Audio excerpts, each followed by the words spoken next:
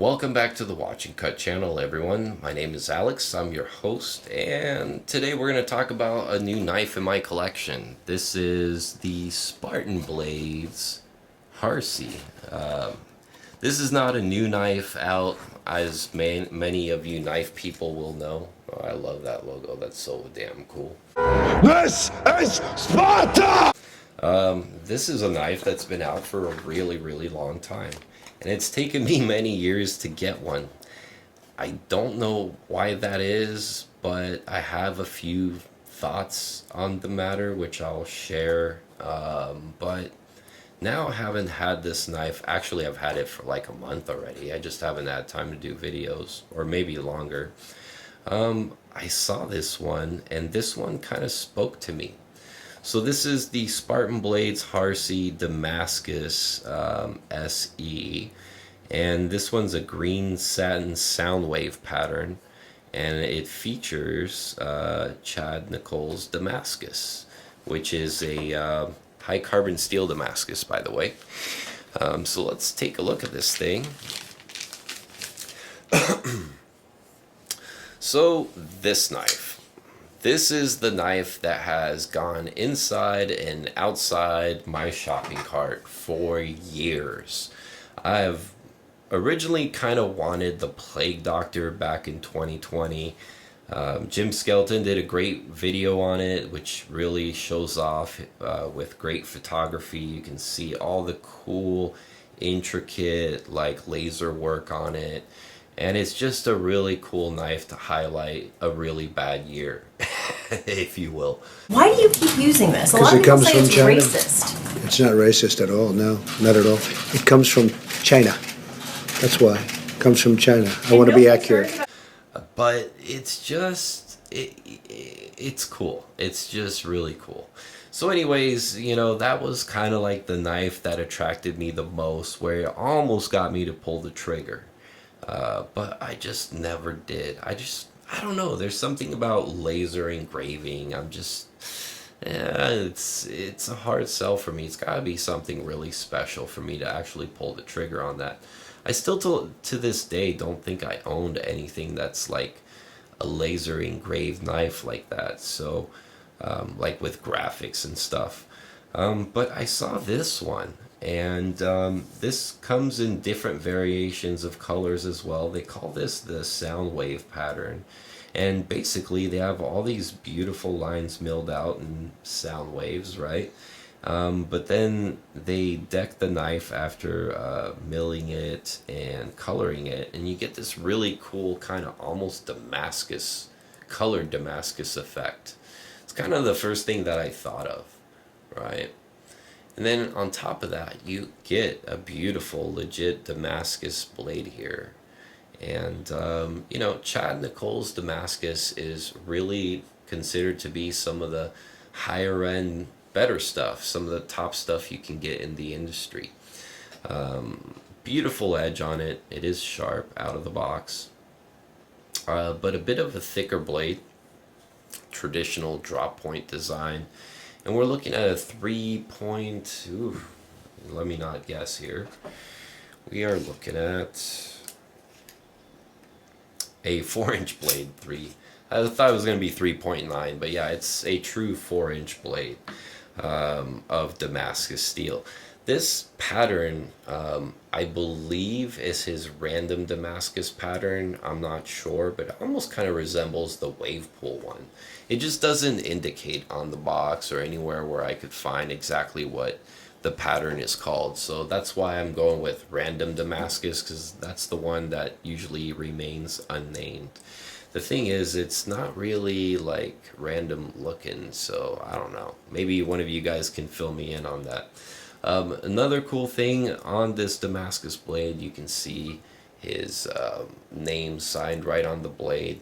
I really like this. I don't need it to say Spartan Harsey all over it. I just like that nice personal signature that's on there. And I really appreciate like not overkilling it on the knife with logos and all that stuff. So looking at this knife, really the two ways you're going to know it's a Spartan.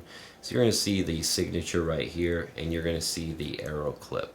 Arrow clip is just something that they do on pretty much all their knives, from what I understand, or most of them anyways.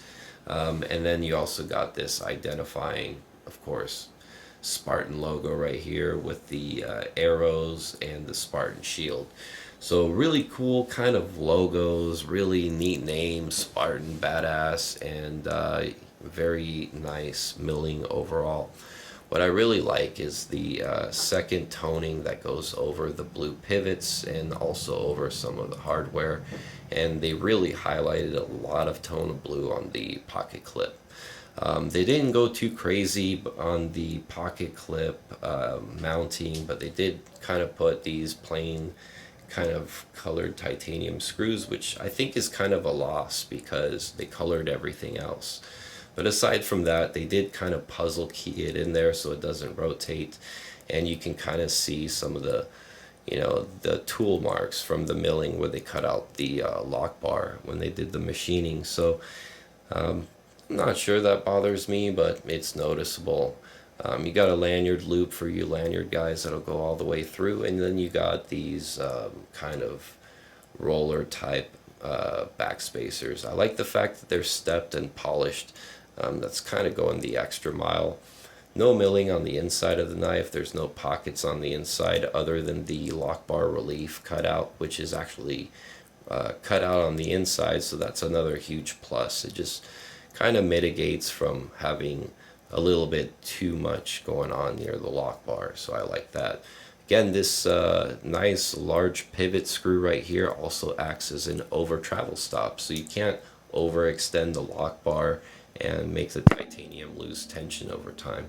So that's a nice feature as well. Kind of acts as two features in one, which is kind of a clever design.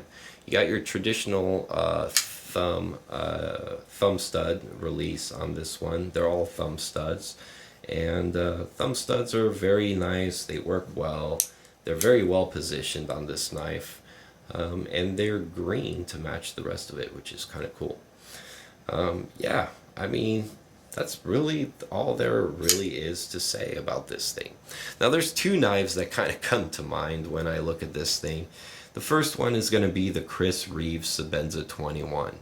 And if you took a Chris Reeves Sebenza 21 and you mixed it with a Hinderer XM18, or perhaps maybe let's just go with a 24, because this is a 4-inch knife, you know, this is a little bit larger than an XM18. But if those two knives kind of came together, I think this is kind of what you would get. If that blue oyster shit met that Afghan Kush I had, and they had a baby, and then meanwhile, that crazy Northern Light stuff I had, and the super red espresso snowflake met and had a baby, and by some miracle, those two babies met and fucked, this would be the shit that they birthed. And what's cool about that is that those two knives are very iconic and very high collectible knives. People really like Hinderers and Chris Reeves Sebenzas. A lot of people own those, and so do I. I should have kind of brought it out for the review, but at this point, I think you guys kind of get the idea. So I'm just going to do a few size comparisons to kind of give you guys an idea of what it compares to some regular knives. Here's a paramilitary 2, kind of lined up with the pivot.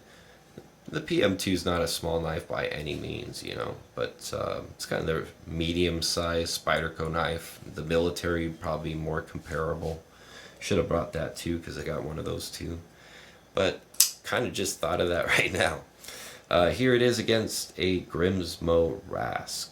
Now you can see the Rask really shines, kind of like the handle to blade ratio, and this guy kind of does too. It's not bad.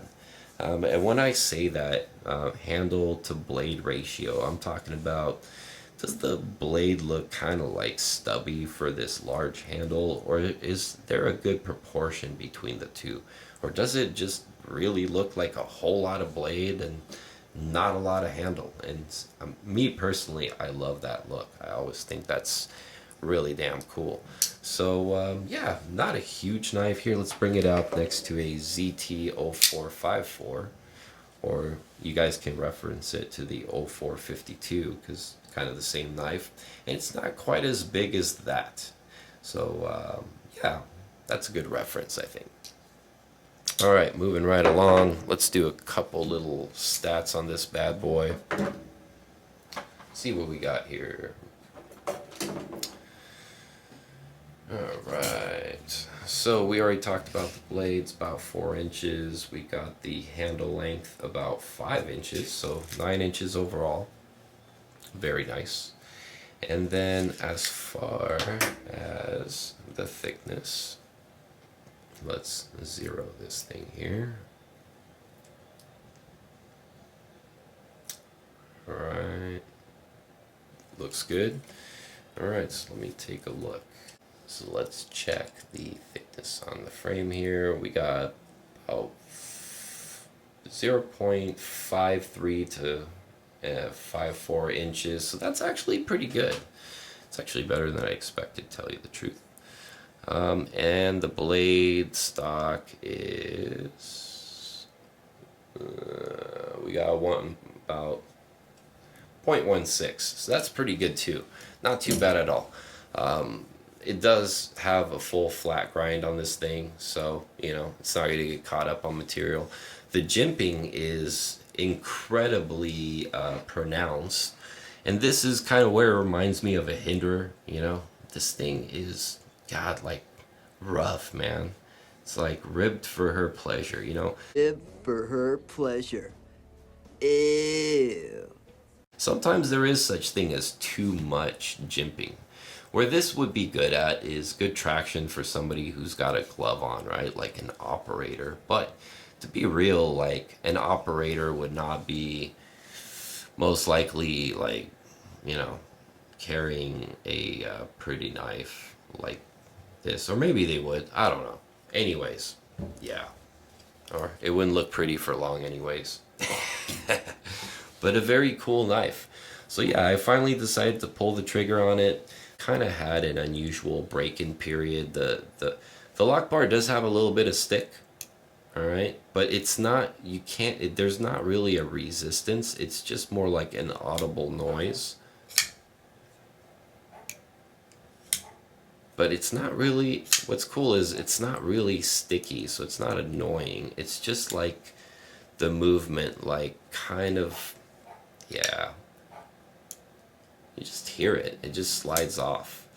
But I guess it's a thing, right? So I guess I would classify that as a little bit of lock stick.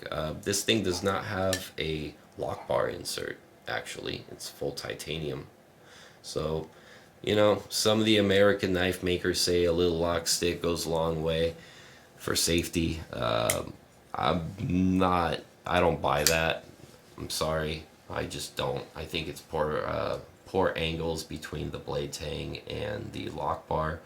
There's something up. There's something not right with the geometry when that happens.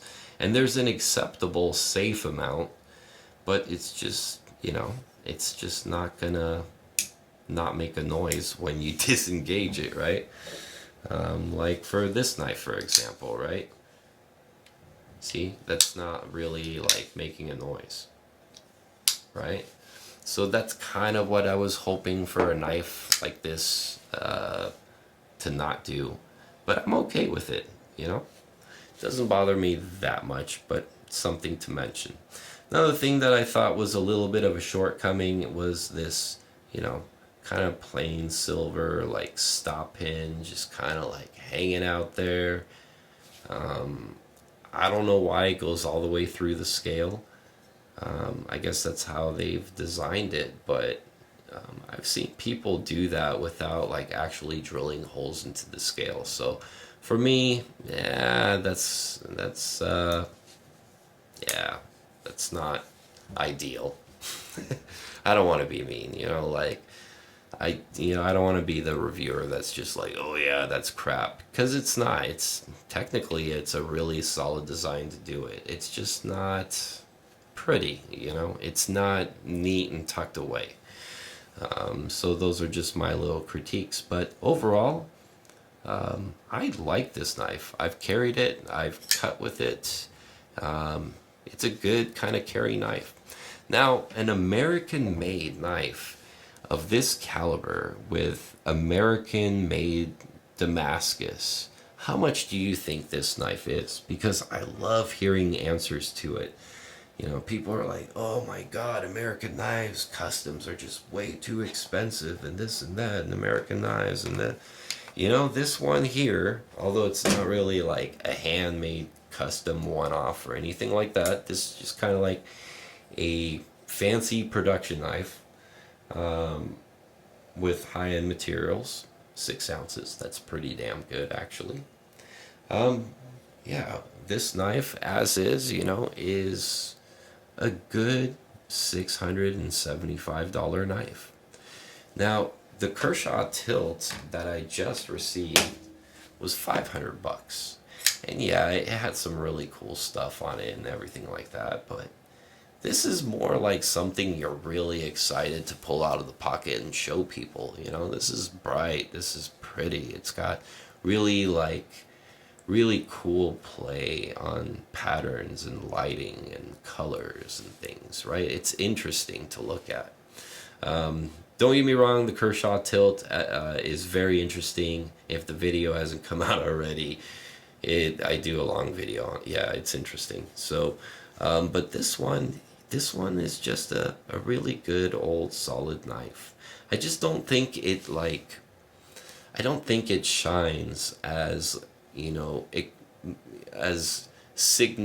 doesn't have its own signature as being something that stands out on its own. It just kind of resembles a lot of really cool iconic knives.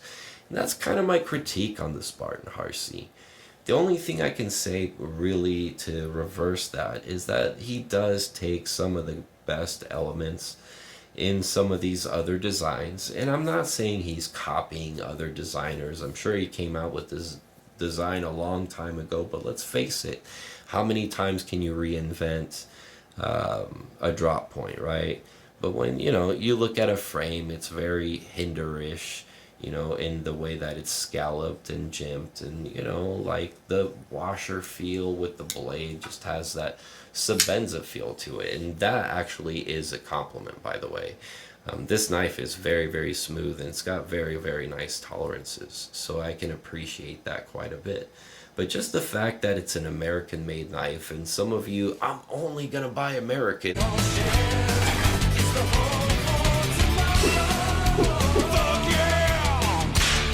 Which is not me, by the way, but I do like to say that, you know, American-made stuff is my preferred choice.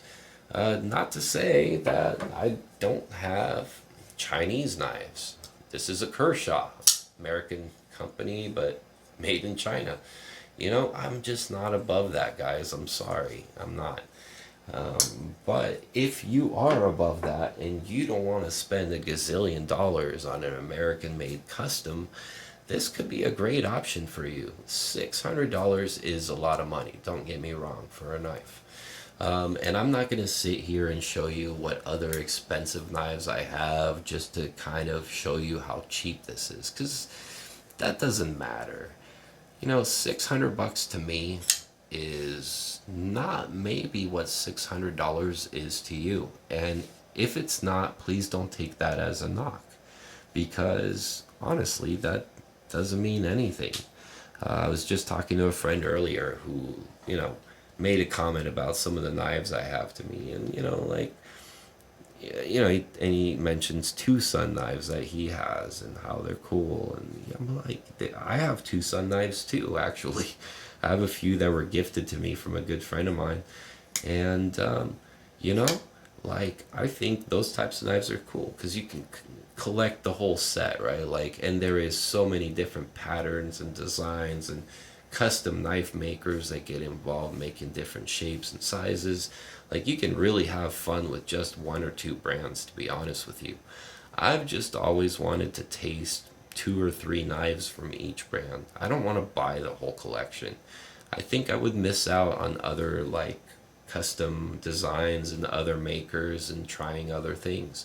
My biggest problem is when I buy knives, I don't tend to sell them, so I've accumulated this massive amount of knives, and in all honesty, I don't really need all of those. And this is just another one to add to the box, right?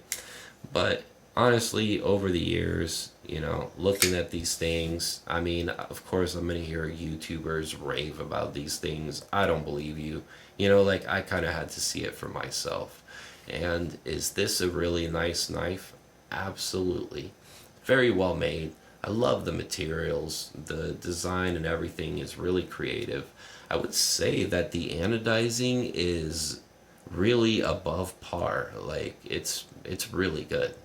Like, the colors that they achieved were, yeah, they're impressive. So yeah, props to them on that. But yeah, I do really like this knife.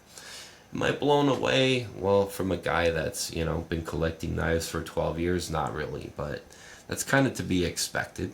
But I do see the allure behind this knife, and I do see why people really love it.